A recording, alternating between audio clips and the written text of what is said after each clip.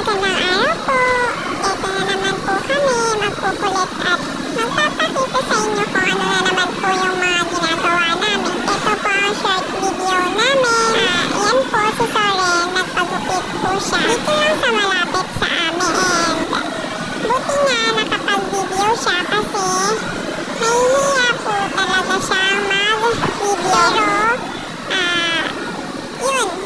Pero nakapag-video naman siya, nahihiya lang talaga siya. So ayan guys, nagpagupit na po siya kasi mainit na po ngayon. Gustong-gusto niya na rin po magpagupit kasi para mabawasan natin at kasi malapit na sa kanyang tainga ang kanyang buhok. So ayan po, nagpagupit na po siya. So gusto ko yung gupit na ganyan sa kanya kasi gwapo siya.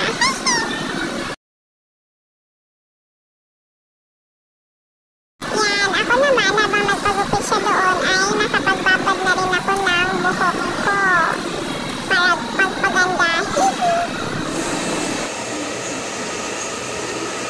Gab. So ayan guys, first time po ni Soren mag-blower sa hair ko. So ayan.